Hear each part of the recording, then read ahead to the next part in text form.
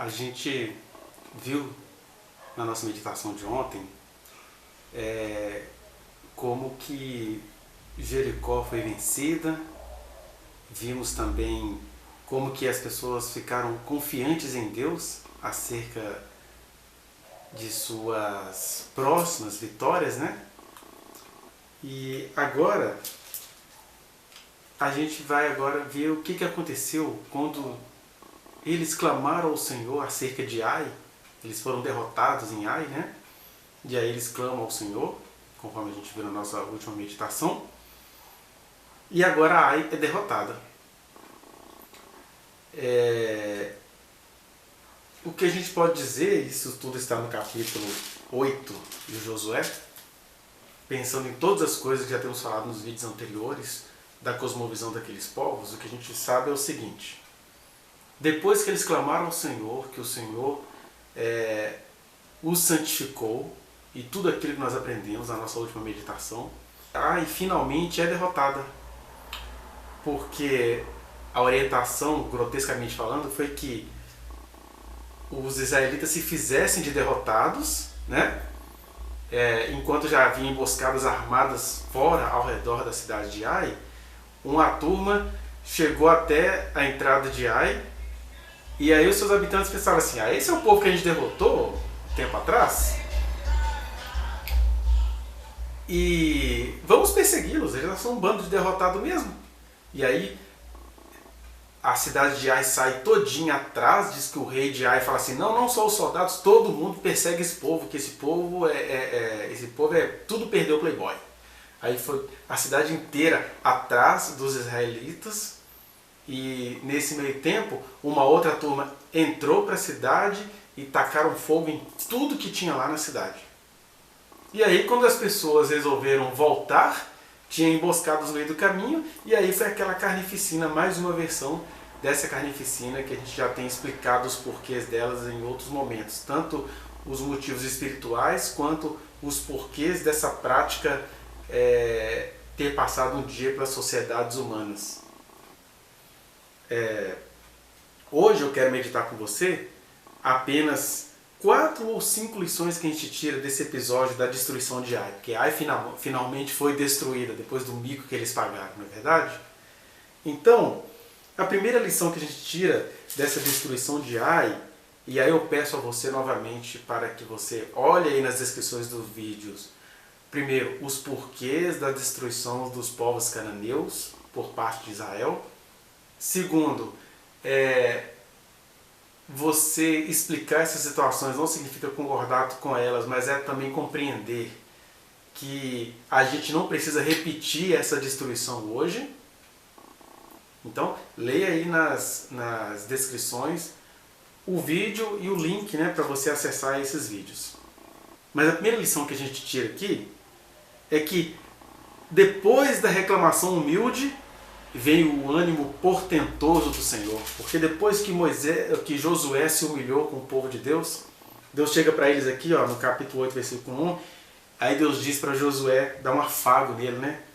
Não temas, não te atemorizes, toma contigo toda a gente de guerra e dispõe-te e sobe a Ai. Olha que entreguei nas tuas mãos o rei de Ai e o seu povo e a sua cidade e a sua guerra. Pronto.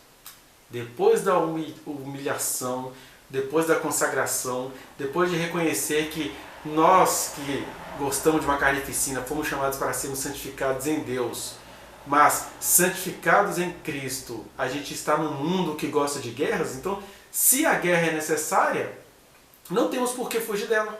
Aí nesse sentido, quando não tem como fugir dela, que era o caso deste povo, não o nosso caso, aí Deus diz para Josué: olha, tá tudo ok, tá tudo certo.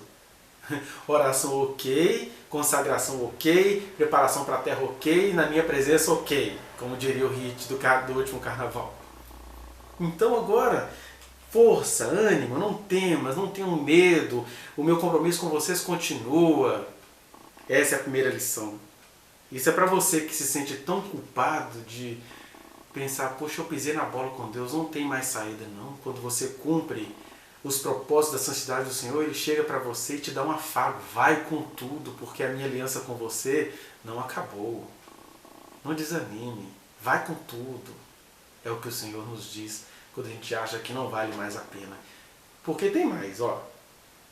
Olha só, a coisa é tão bonita que o critério até mudou.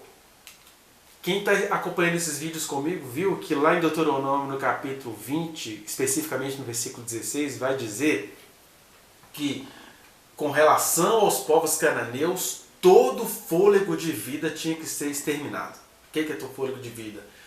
Mulheres, crianças, homens, animais, tudo que tivesse fôlego de vida tinha que ser exterminado dos povos cananeus. Os outros povos tinham outros critérios, conforme o vídeo que eu estou deixando aí na descrição. Mas no caso dos cananeus, pelos motivos espirituais que eu exaustivamente tenho falado para vocês, não podia ficar nada vivo. Mas olha só, depois da ruína pessoal deles, quando eles acharam que tudo tinha acabado, quando Acã foi devidamente punido, Deus chega aqui no versículo 2 e dá uma pequena mudada no critério. Olha o que Deus diz. Farás a Ai e a seu rei, como fizeste a Jericó e a seu rei. Aí vem a exceção. Somente que para vós outros saquearei os seus despojos e o seu gado. Põe as emboscadas da cidade por detrás dela. Oh, uma pequena mudança de critério. Deus havia dito que em relação aos cananeus e aos amalequitas, que tudo tinha que ser exterminado, tudo. E eles poderiam ficar com os materiais de bronze, de ouro, prata, tudo fundido para ser dedicado à casa do Senhor. Mas os animais também tinham que morrer. Só que depois da humilhação, depois da gente reconhecer o nosso pecado diante do Senhor, ele dá uma mudadinha na regra. Como que dizendo, o Acã foi um besta, né? Cobiçou capa babilônica, cobiçou prata, cobiçou ouro. Vocês aplicaram a justiça, então agora eu vou dar um plus para vocês. No caso da cidade de Ai, que são cananeus também, vocês podem destruir tudo, mas podem ficar com os materiais, podem ficar inclusive com o gado, né? Olha que interessante, porque aqui o material não ia ser entregue para o templo, ia ser entregue para os cidadãos que derrotassem Ai. Então, além de Deus nos dar um ânimo portentoso em meio à nossa súplica e nossa reclamação humilde, ele também muda os critérios, que era mais ou menos o que ele ia fazer com Adão e Eva. Deus fala para o casal assim, olha, de tudo que vocês têm aí no jardim, vocês podem comer de todas as árvores. Só da árvore do conhecimento do bem e do mal não é para vocês comerem, porque no dia que vocês fizerem isso, certamente vocês vão morrer. Mal sabiam eles que uma hora Deus ia chegar aqui para eles e falar, olha, pode comer, não tem nada de errado com essa árvore. Tenha com a consciência de vocês, mas já que vocês confiaram em mim, foi o que esse povo fez. Acã não confiou e se foi. Mas o povo confiou no Senhor e Deus fala assim, agora podem pegar o gado para vocês, está tudo tranquilo. Aí nós temos também a terceira lição que a gente aprende em relação a essa vitória de Israel sobre Ai. A confiança frustrada pela nossa desatenção acaba se transformando em perfeccionismo traumático. Porque olha só, no capítulo 7 a gente vai ver que eles falaram assim, ah não, vai ser fácil derrotar Ai, tá na mão. Manda aí uns 3.000 soldados, né? E aí, o que vai acontecer no capítulo 8, versículo 3? Então Josué se levantou depois de ter recebido um estímulo, depois de ter recebido um plus, onde eles poderiam ficar com o gado como despojo da guerra, que era assim que as coisas funcionavam naquela sociedade. Então Josué se levantou e toda a gente de guerra para subir contra Ai. Escolheu Josué 30.000 homens valentes, ou seja, 10 vezes mais do que eles tinham escolhido na vez que eles foram derrotados. E os enviou de noite. Olha que interessante. Mesmo Deus chegando para o Josué e falou, olha, a vitória está na mão. É só ninguém pegar o que não tem que ser pego. A vitória está na mão. Mesmo assim eles ficaram com aquela desconfiança, aquele medo traumático de perder. E ao invés de eles mandarem 3.000 homens de guerra, já que a cidade era pequena, eles mandaram 32.000. E aí é isso que o pecado faz com a gente. A gente desobedece a Deus. Ele vem e mostra o seu carinho. Ele até muda as regras para mostrar o quanto ele nos perdoou. Mas a gente fica muito desconfiado, e esse é que é o problema. A gente fala que Deus está irado, mas a gente é que fica desconfiado com a nossa falta de fidelidade.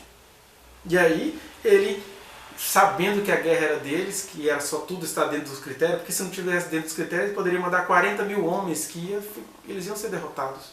Mas aí ele fica desconfiado e manda 30 mil homens valentes, 10 vezes mais do que ele havia mandado na primeira, né? E é isso que acontece com a gente, quando a confiança frustrada pela nossa desatenção se transforma em perfeccionismo traumático. Para Deus isso não muda em nada, porque o que Ele nos prometeu, Ele cumpre. E nós temos aqui o quarto critério, a quarta lição que a gente tira dessa história, é que critérios macabros, porém efêmeros, em diálogo com uma sociedade macabra que já não mais existe. Porque se você vai lá, no versículo 29, olha o que diz, talvez o versículo mais pesado deste capítulo, né? Diz assim: ao rei de Ai enforcou e o deixou no madeiro até a tarde. Ao pôr do sol, por ordem de Josué, tiraram do madeiro o cadáver e o lançaram à porta da cidade, e sobre ele levantaram um montão de pedras, e até hoje permanece. Olha só, isso é um critério macabro. Mas é bom de deixar bem claro que é um critério macabro, porém efêmero. Era uma coisa que tinha a ver com aquela cosmovisão que deveria passar. E tem um outro vídeo que eu vou deixar aí, onde eu faço uma meditação sobre como que a gente tem sido madeiros, empalando vidas e almas alheias. Porque nesse período aqui, as pessoas costumavam humilhar um rei, um líder de uma nação, deixando-o apodrecer no madeiro. Aí aqui o Josué ele seguiu as instruções que Deus havia dado lá no Deuteronômio ainda. Não, quando vocês fizerem isso, já que é assim que as sociedades funcionam, já que é assim que os povos veem que vocês os venceram, deixa pendurado no madeiro, mas deixa só até o final da tarde, não vai deixar o cara apodrecer lá, não. Né? Isso é o quê? É um critério efêmero, porém macabro, em diálogo com uma sociedade macabra que já não mais existe. Ou seja, não adianta você pegar isso aqui, se no Antigo Testamento fazia-se assim, eu também vou fazer assim. Eu sou milícia de não sei quem, eu sou soldado de não sei quem, eu sou 300 de não sei quem. Não, gente, isso eram critérios efêmeros e macabros que atuavam numa sociedade que já não existe mais. Na nossa sociedade o que existe agora é que Cristo, uma vez por todas, foi pendurado no madeiro. A maior maldição em Israel era ser pendurado no madeiro. E que agora isso tudo passou. Assista a sugestão de vídeo que está aí, onde eu explico sobre isso em Deuteronômio. Agora a pergunta é, diante desse versículo tão macabro quanto o critério naquela época, a pergunta é: quais as macabrosidades de nossa cultura com as quais a gente precisa dialogar?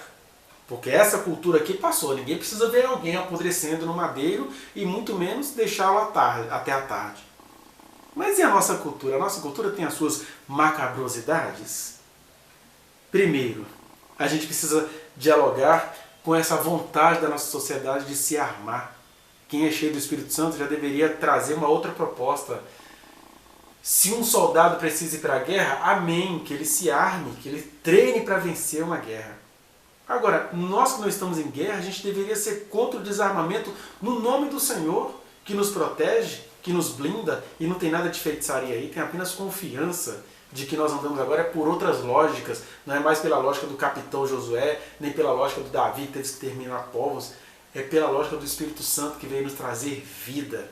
E é muito triste ver os cristãos aderindo a ideologias de genocídios, de extermínios de povos, de ódio ao estrangeiro.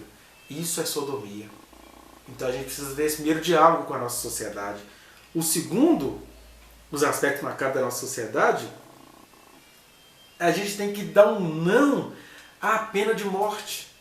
É claro que existem situações muito específicas, mas o nosso critério constante deveria ser não à pena de morte.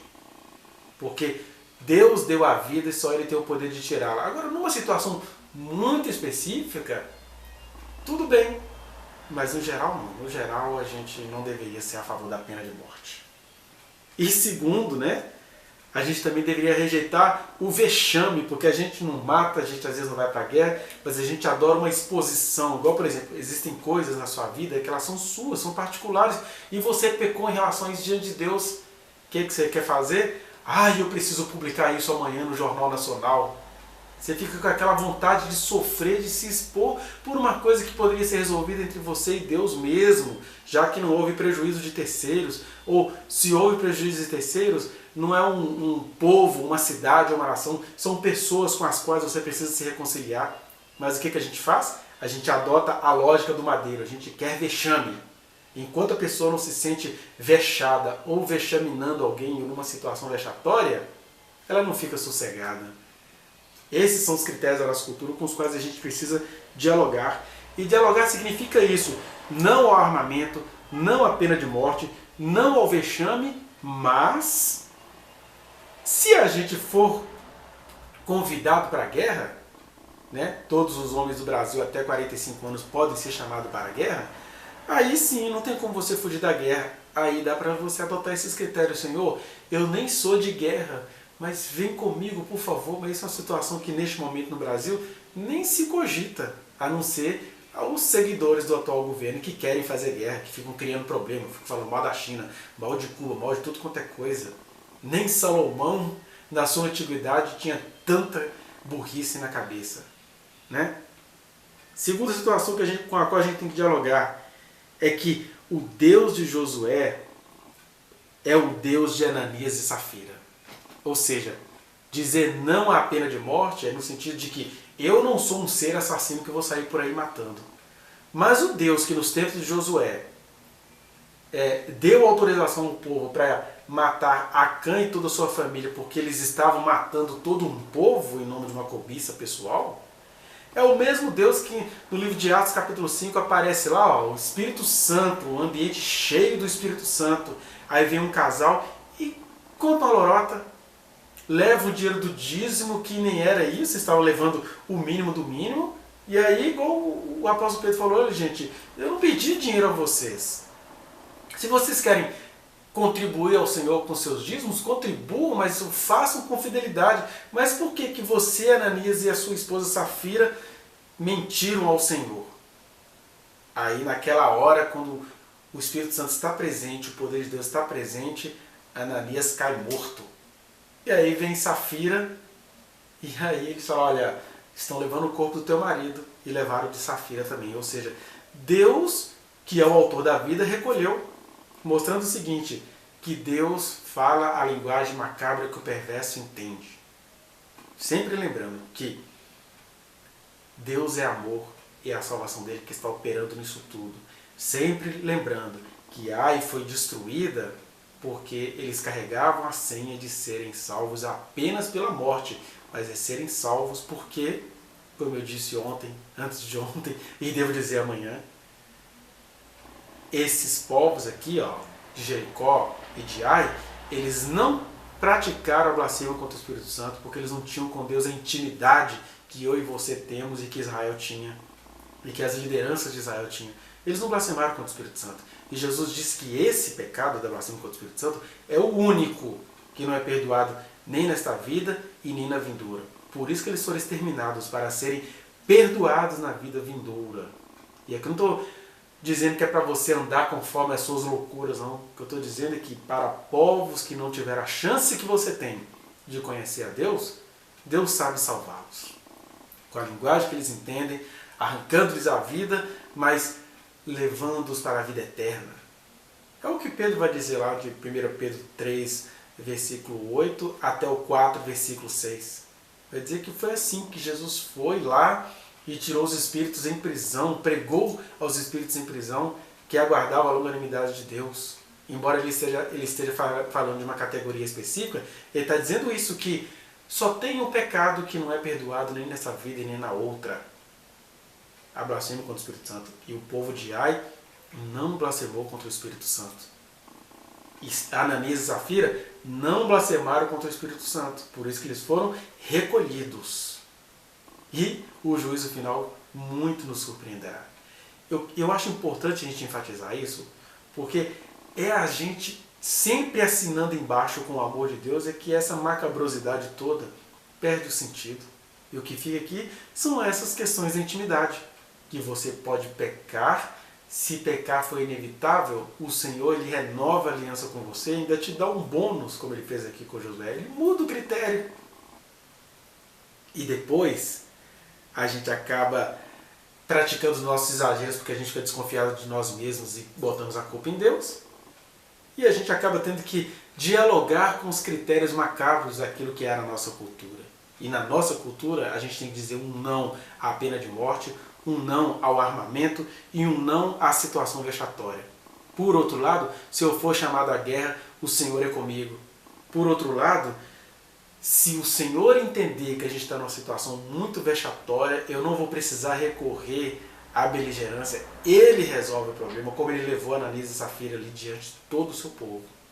Mas isso só acontece num contexto de comunhão coletiva com o Senhor. Ou melhor, num contexto de comunhão íntima que vai se reunir com a coletividade. Né? Então, essas são as meditações que eu queria compartilhar com você acerca do capítulo 8 de Josué. E no final, como é que termina? Termina lindamente com Deus mais uma vez renovando a aliança.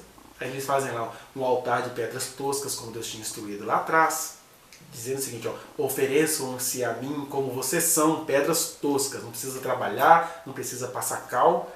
Por outro lado, eles escolheram outras pedras onde eles escreveram a lei do Senhor, e a vida segue. E a gente amanhã medita nas próximas vitórias de Israel. Que o Senhor te abençoe. Que você reafirme o seu compromisso com Deus, porque Ele está doido para ouvir a sua voz de arrependimento e dizer, eu te acolhi tanto que eu vou até mudar uns critérios em seu favor na sua vida. Vai com confiança. Não vai com esse exagero de Josué, de ter ido na primeira vez com 3.000 soldados e na segunda vez com 30.000. Não precisa disso. Se o Senhor te apareceu e te encheu de vida, de graça e renovou a aliança com você. Porque Ele, apesar das nossas infidelidades, Ele é fiel eternamente.